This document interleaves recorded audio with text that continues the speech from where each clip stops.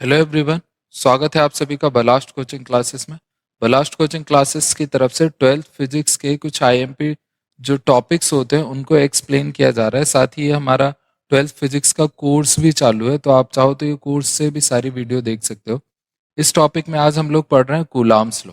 तो coulombs law में हम पढ़ेंगे क्या, एक तो कूलाम्स लॉ पढ़ेंगे, फिर कूलाम्स इनवर्स स्क्वायर लॉ के साथ साथ में इसकी लिमिटेशन पढ़ेंगे, इसका वेक्टर फॉर्म पढ़ेंगे। ठीक है, तो स्टार्ट करते हैं हम लोग। तो आज का हमारा जो फर्स्ट टॉपिक है, तो फर्स्ट टॉपिक है हमारा हिस्ट्री ऑफ कूलाम्स लॉ। अब कूलाम्स लॉ की हिस्ट्री क्या है, तो इन 1785 फ्रेंच फिजिशियन, एक फ्रेंच के फिजिशियन थे जिनका नाम क्या था, चार्ल्स अगस्टिन कूलाम्स। इन्होंने एक कॉइन किया था, tangible relationship in mathematics form between two bodies that have been the electrically charge. दो बॉडी जो कैसी होंगी, आपकी इलेक्ट्रिकली चार्ज होंगे, उनके बीच में एक रिलेशनशिप या मैथमेटिकली रिलेशनशिप निकाला था किसने, कूलाम्स ने। ठीक है, ही publish an equation for the force causing the bodies to the attraction or repulsion each other, which is known as the Coulomb's law और Coulomb's inverse square law। तो Coulomb's law या Coulomb's inverse square law की history या Coulomb's law क्या है, तो इसको सबसे पहले 1785 में कूलाम्स ने एक्सप्लेन किया था या बताया था या पब्लिश किया था। तो कैसे पब्लिश किया था या क्या बताया था, जैसे हमारे पास में दो बॉडीज हैं, एक हमारे पास में ये चार्ज बॉडी है और दूसरी हमारे पास में ये चार्ज बॉडीज। तो ये दोनों चार्ज बॉडीज क्या करती हैं, एक दूसरे को या तो अट्रैक्ट करती हैं या फिर क्या करती हैं, रिपेल करती हैं। इसमें क्या होता है, जब आपका लाइक चार्ज होता है, यानी जब आपका सेम चार्ज होता है तो ये एक दूसरे को अट्रैक्ट करती हैं, और जब अनलाइक चार्ज होता है तो एक दूसरे को रिपेल करती हैं। तो अट्रैक्शन और रिपल्सन में इन दोनों के बीच में एक फोर्स लगता है, वही फोर्स को एक्सप्लेन किया था किसने, कूलाम्स लॉ ने। इन दोनों को लेकर के उन्होंने एक इक्वेशन दी थी, वही क्या है, कूलाम्स लॉ। आगे हम लोग पढ़ते हैं कूलाम्स लॉ के बारे में। तो देखो, पहला इसमें कूलाम्स लॉ पढ़ने से पहले हमें समझना चाहिए पॉइंट चार्ज की, पॉइंट चार्ज क्या होता है। तो any charge bodies whose dimension are very small, जैसे ये हमारे पास में एक बॉडी और इसके डायमेंशन क्या है, बहुत ही ज्यादा स्मॉल है, मतलब लगभग निग्जिबल ही होना चाहिए आपके, ना तो इसकी लेंथ होनी चाहिए, ना ही इसकी विड्थ होनी चाहिए, ना ही इसकी हाइट होनी चाहिए। तो any charge bodies whose dimension are very small as compare to the distance between them. इसके डिस्टेंस से, दो बॉडीज हैं आपकी, दोनों की डिस्टेंस से अगर इसकी कंपेयर हम करेंगे तो इसकी जो डायमेंशन है वो कैसी होनी चाहिए, ना के बराबर होनी चाहिए। तो ऐसे ऑब्जेक्ट को हम क्या कहते हैं, या ऐसी बॉडीज को हम क्या कहते हैं, then the charge on the charge bodies are called point charge. तो ऐसी चार्ज बॉडीज को हम क्या कहते हैं, पॉइंट चार्ज। और याद रखना, ये कूलाम्स लॉ जो है वो किसके ऊपर लगता है, वो हमेशा पॉइंट चार्ज के ऊपर ही लगता है। आपका चार्ज कैसा होना चाहिए, पॉइंट साइज का, बहुत ही ज्यादा स्मॉल होना चाहिए, इसका साइज नहीं होना चाहिए। अब हम पढ़ते हैं कूलाम्स लॉ क्या है। तो कूलाम्स इनवर्स स्क्वायर लॉ के हिसाब से, according to Coulomb's law, the force of attraction और repulsion between two charge bodies is directly proportional to the product of their charge and inversely proportional to the square of the distance between them. It act along the joining the two charge consider to be point charge। तो ये आपका क्या है, coulombs law. इसको मैं थोड़ा सा और एक्सप्लेन कर देता हूँ कि क्या है। तो कूलाम्स लॉ देखो क्या बता रहा है, ये हमारे पास में दो चार्ज हैं, एक पॉजिटिव चार्ज है और एक कैसा है, नेगेटिव चार्ज। और इन दोनों को हमने कैसा कंसीडर करके रखा है, तो ये आपको दिखाने के लिए साइज थोड़ा सा बड़ा है, बाकी का ये दोनों आपके कैसे हैं, पॉइंट चार्ज हैं। तो ये दोनों पॉइंट चार्ज में अब ये पॉजिटिव है ये नेगेटिव है, तो अनलाइक चार्ज हो गए, तो एक दूसरे को क्या करेंगे, अट्रैक्ट करेंगे। अट्रैक्ट करेंगे तो अट्रैक्शन में जो फोर्स लगेगा वो फोर्स निकालने क्या है, कूलाम्स इनवर्स स्क्वायर लॉ। और इसकी डेफिनेशन के हिसाब से क्या होता है कि जो ये आपका फोर्स होता है वो डायरेक्टली प्रोपोर्शनल होता है किसके, फर्स्ट वाले के चार्ज के, यानी एफ डायरेक्टली प्रोपोर्शनल क्या होगा, Q1। और एफ साथ में क्या होगा, डायरेक्टली प्रोपोर्शनल होगा Q2 के, मतलब सेकंड वाली बॉडीज के चार्ज के ऊपर भी ये क्या करेगा, डिपेंड करेगा। तो ये इसके फोर्स जो इन दोनों के बीच में अट्रैक्शन फोर्स लग रहा है, ये डायरेक्टली प्रोपोर्शनल होगा Q1 के और Q2 के। और साथ में फोर्स क्या होगा, तो इन दोनों के बीच की जो डिस्टेंस है इसके इनवर्सली स्क्वायर प्रोपोर्शनल होगा, यानी एफ क्या हो जाएगा, इनवर्सली प्रोपोर्शनल हो जाएगा डी स्क्वायर के। अगर मैं इन तीनों इक्वेशनों को कंबाइन करूं, फर्स्ट सेकंड और थर्ड को, तो फिर हमारा क्या हो जाएगा, तो एफ हमारा डायरेक्टली प्रोपोर्शनल हो जाएगा Q1 Q2 अपॉन में डी स्क्वायर। कहीं कहीं पर ये डिस्टेंस को ही आर लिखा होता है, क्योंकि वो तो आपका अलग अलग तरह से वेरिएबल में आप शो करा देते हो कि D distance between both point charge, और आर भी सेम ही, आप जो भी आप नोटेशन लोगे उस हिसाब से ही आपका फॉर्मूला आ जाएगा। तो एफ आपका क्या निकल करके आता है, डायरेक्टली प्रोपोर्शनल है क्या, Q1 Q2 अपॉन में डी स्क्वायर के। अगर मैं ये डायरेक्टली प्रोपोर्शनल हटाऊं तो एक कांस्टेंट लग जाएगा, तो एफ इक्वल टू हमारा क्या हो जाएगा, के Q1 Q2 अपॉन में डी स्क्वायर। और जो के होता है इसकी वैल्यू होती है 1 अपॉन में 4 पाई एप्सिलॉन जीरो, तो एफ इक्वल टू क्या हो जाएगा 1 अपॉन में 4 पाई एप्सिलॉन जीरो, और क्या आएगा Q1 Q2 अपॉन में डी स्क्वायर। ये इसका हमारा क्या है, डेरिवेशन था कि आपका जो फोर्स होता है वो डायरेक्टली प्रोपोर्शनल होगा Q1 के, फिर Q2 के, और इनवर्सली स्क्वायर प्रोपोर्शनल होगा डी स्क्वायर के। इन तीनों को कंबाइन करो तो F directly proportional Q1 Q2 upon में डी स्क्वायर, और डायरेक्टली प्रोपोर्शनल हटाओगे तो कांस्टेंट के आ जाएगा, और के की वैल्यू क्या होती है 1 अपॉन में 4 पाई एप्सिलॉन जीरो। नेक्स्ट हमारा क्या है, देखो इसमें लिखा भी है कूलम्स इनवर्स स्क्वायर लॉ। ये F इक्वल टू हमारा क्या आ जाता है, के Q1 Q2 अपॉन में आर स्क्वायर, और के की वैल्यू क्या होती है, तो के की वैल्यू होती है हमारी 1 अपॉन में 4 पाई एप्सिलॉन जीरो। तो इसी को हम क्या लिख सकते हैं, F equal to 1 upon 4 pi epsilon zero Q1 Q2 upon में आर स्क्वायर। अगर हम एसआई सिस्टम की बात करें तो इन एसआई सिस्टम जिसमें हमारा मीडियम क्या होना चाहिए, एयर और वैक्यूम होना चाहिए, तो के जो होता है उसकी वैल्यू 1 अपॉन में 4 पाई एप्सिलॉन जीरो होती है, और इसी की वैल्यू क्या होती है 9 इंटू 10⁻⁹ न्यूटन मीटर स्क्वायर पर कूलम स्क्वायर। तो ये जो आपका एफ है ये क्या हो जाएगा आपका, एफ इक्वल टू, ये चाहो तो आप डायरेक्ट वैल्यू पुट कर सकते हो 9 इंटू 10⁹, फिर क्या आएगा Q1 Q2 अपॉन में आर स्क्वायर। ये भी आप लिख सकते हो, नहीं तो ये भी बेटर है। तो जो ये आपका 1 अपॉन 4 पाई एप्सिलॉन जीरो है, इसकी आपकी एसआई सिस्टम में एयर और वैक्यूम जब मीडियम होता है तो वैल्यू क्या होती है 9 इंटू 10⁻⁹ न्यूटन मीटर स्क्वायर पर कूलम स्क्वायर।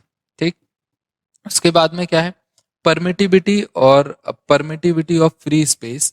तो ये क्या होती है, permittivity is measure of the property of medium surrounding electric charge which determine the force between the charge. मतलब जो आपकी परमिटिविटी होती है उसको हम एप्सिलॉन जीरो से डिनोट करते हैं।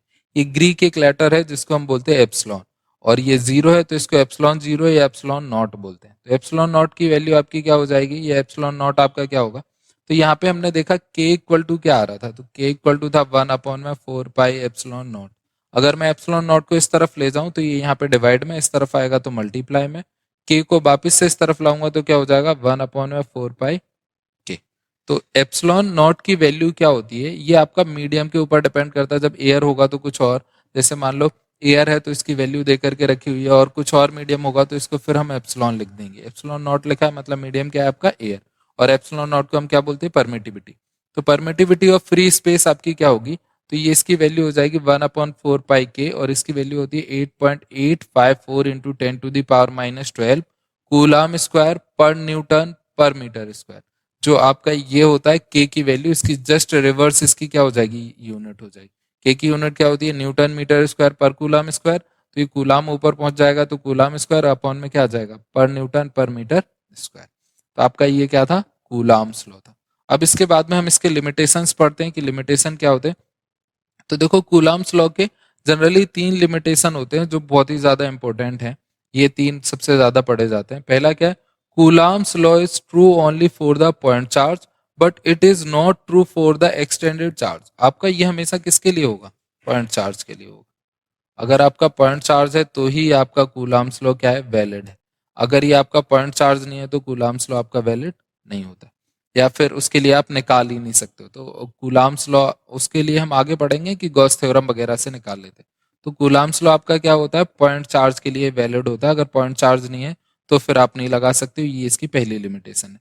दूसरी क्या है, it is true for very large distance and small distance but it is not true for the distance less than. अगर 2 पॉइंट हैं आपके, जैसे एक पॉइंट चार्ज ये है Q1 और एक पॉइंट चार्ज आपका ये है Q2, इन दोनों के बीच की जो ये डिस्टेंस होगी आपकी, ये डिस्टेंस कितनी होनी चाहिए, तो कम से कम ये डिस्टेंस होनी चाहिए आपकी 10⁻⁻15 मीटर। इससे कम नहीं होनी चाहिए। जैसे हम जानते हैं ये तो हमारा एटम की रेडियस, सॉरी न्यूक्लियस की रेडियस होती है इतनी छोटी, तो जो एटम का न्यूक्लियस होता है उसकी रेडियस होती है। ठीक है, तो इससे कम नहीं होना चाहिए, और ज्यादा से ज्यादा कितनी हो, तो 10⁻15 मीटर से ज्यादा नहीं हो। एक तो इससे कम नहीं होने चाहिए और इससे ज्यादा नहीं होने चाहिए। अगर ये रेंज को कम या ज्यादा हो रही है इससे, तो फिर आपका कूलम्स लॉ एप्लीकेबल नहीं है। फिर उसके बाद में लास्ट क्या है, it is true only for the charge at the rest. आपका चार्ज कैसा होना चाहिए? आपका इलेक्ट्रोस्टैटिक होना चाहिए, यानी चार्ज रेस्ट कंडीशन में होना चाहिए। अगर चार्ज आपका मूव कर रहा है तो भी आपका कूलाम्स लॉ एप्लीकेबल नहीं है। तो ये 3 लिमिटेशन है कि आपका चार्ज रेस्ट में होना चाहिए, मूविंग में नहीं होना चाहिए, और इसकी डिस्टेंस जो है दोनों पॉइंट चार्जों की वो 10⁻⁻15 मीटर से 10⁻+15 मीटर के बीच में होनी चाहिए। और साथ में क्या है, आपका चार्ज कैसा होना चाहिए? पॉइंट साइज का होना चाहिए। अब हम देखते हैं इसका वेक्टर फॉर्म।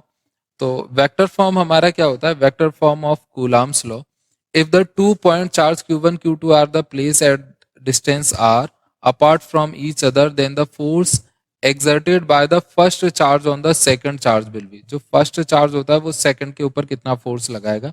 तो पर्टिकुलर जैसे ये एक हमारे पास में पॉइंट चार्ज हो गया q1 और एक हो गया q2, ये दोनों एक दूसरे पे फोर्स लगा रहे हैं, पर q1 q2 के ऊपर जो फोर्स लगाएगा वो हमारा हम क्या कहलाएगा? Vector form. मतलब इन दोनों के बीच में एक जैसे ही फोर्स लग रहा है, पर हम एक को शो कराने के लिए क्या करेंगे? किसी एक को लिखते हैं हम, तो किस फॉर्म में लिखते हैं? वेक्टर फॉर्म में। अब ये फोर्स कितना होगा? तो अगर मैं वेक्टर फॉर्म में लिख रहा हूं तो सिंपल, F इक्वल टू हमारा क्या होता है? K Q1 Q2 और अपॉन में क्या आ जाएगा? डिस्टेंस या फिर रेडियस, आप R या D लिख सकते हो, तो R²। ये आपका नॉर्मल फॉर्म हो गया। जैसे ही मैं इसका वेक्टर बनाऊंगा तो क्या लिखूंगा? F vector. और अगर पहले चार्ज से दूसरे के ऊपर फोर्स लग रहा है, जैसे फर्स्ट की वजह से कहाँ लग रहा है? सेकंड पे, तो मैं इसको क्या लिखूंगा? जिसके ऊपर लग रहा है उसको आगे और जिसकी वजह से लग रहा है उसको पीछे। तो ये क्या हो गया? F21। मतलब फर्स्ट से किसके ऊपर लग रहा है? सेकंड के ऊपर। और इक्वल में क्या होगा? K तो कांस्टेंट है, Q1 भी हमारा क्या है? ये जो Q1 होता है ये हमारा चार्ज होता है, और चार्ज हमारा क्या है? स्केलर क्वांटिटी है, तो इससे हमें ज्यादा कोई फर्क नहीं पड़ेगा। Q2 भी स्केलर क्वांटिटी है। जो R डिस्टेंस होती है ये आपकी वेक्टर क्वांटिटी है, जो दोनों के बीच में डिस्टेंस है। जब आप फर्स्ट से सेकंड के ऊपर जाओगे तो डिस्टेंस आप लोगे फर्स्ट टू सेकंड, इसी वजह से R को आप लिखोगे 1 से 2 और वेक्टर। और जैसे ही आप इसका स्क्वायर कर देते हो तो फिर ये आपका 1 से 2 लिखने का कोई मतलब ही नहीं रहता, क्योंकि किसी की भी जैसे कोई वेक्टर का आप वेक्टर ए और वेक्टर बी का आप डॉट प्रोडक्ट करा दो तो ये आपकी वेक्टर रहता ही नहीं, स्केलर क्वांटिटी बन जाती। तो वैसे ये क्या हो जाएगा? स्केलर। पर आप तो वेक्टर निकाल रहे हो तो इसकी आपको डायरेक्शन लिखना पड़ेगी, तो यहाँ पे क्या आएगा? R12 cap. ठीक, इस तरह से ये आपका क्या होगा? वेक्टर फॉर्म हो गया। याद रखना जब आप वेक्टर फॉर्म लिखते हो तो इसको लिखोगे कैसे? तो F21 वेक्टर, यहाँ पे जब 21 आएगा तो इसकी फिर वैल्यू जो रेडियस में हो जाएगी वो क्या हो जाएगी? चेंज हो जाएगी, या फिर डिस्टेंस में क्या होगी? चेंज हो जाएगी। तो आर में हमारा क्या आएगा? आर में आ जाएगा 21, और इसकी आपको केवल डायरेक्शन लेनी है, इसी वजह से इसके ऊपर क्या लगाते हैं? कैप लगाते हैं। और यहाँ पे वेक्टर आप लगाओ या नहीं लगाओ, क्योंकि आप स्क्वायर करोगे तो ये स्केलर बन जाएगा। यहाँ पे देखो मैंने वेक्टर लगा करके स्क्वायर शो कराया, 1 2 पॉइंट भी लिखा है, पर ये कोई ज्यादा सेंस नहीं देता है, इसी वजह से यहाँ पे फॉर्मूले में मैंने नहीं लिखा। लेकिन जैसे ही आप ये F21 की जगह F12 निकालोगे तो भी आपका सेम ही रहेगा। F12 निकालोगे तो आपका क्या होगा? K की वैल्यू आपकी सेम रहेगी, Q1 same, Q2 same, R² same. कुछ चेंज होगा तो R21 से R12 हो जाएगा। और जैसे ही R12 होगा, मतलब आपकी वैल्यू में मैग्नीट्यूड में कोई चेंज नहीं हुआ, केवल डायरेक्शन चेंज हुई, तो इसका सिंबल आपका ऐड हो जाएगा। मतलब जो F21 वेक्टर है ये और जो आपका F12 वेक्टर है ये दोनों सेम होते हैं, बस डायरेक्शन का फर्क होता है। और डायरेक्शन के लिए हम क्या करेंगे? इसके आगे नेगेटिव सिंबल लगा देंगे तो दोनों इक्वल हो जाएंगे। इसी वजह से F21 वेक्टर इक्वल होता है F12 वेक्टर और नेगेटिव सिंबल। क्यों ऐसा क्यों होता है? क्योंकि हम जानते हैं जो ये डायरेक्शन है हमारी R12 vector R12 cap equal हो जाएगा -R21 कैप के। ठीक है, अगर मैं इसको दूसरी तरफ ले जाऊं तो ये माइनस का था, इधर आएगा तो प्लस का हो जाएगा। तो F21 vector plus F12 vector equal to क्या हो जाएगा? 0, जो आपका ये लिखा हुआ है। तो ये आपका क्या था? वेक्टर फॉर्म में था। ये हमारा कूलाम्स लॉ था पूरा कंप्लीट। अगर आपको वीडियो पसंद आई हो तो लाइक कमेंट जरूर करना। बाकी के हम नेक्स्ट टॉपिक और नेक्स्ट उसमें मिलते रहेंगे। इसकी जो PDF है आप चाहो तो ये आपको टेलीग्राम पे मिल जाएगी और साथ ही हमारी वेबसाइट पे मिल जाएगी। ऐसे ही मिलते हैं हम नेक्स्ट वीडियो में, तब तक के लिए thank you, bye, take care.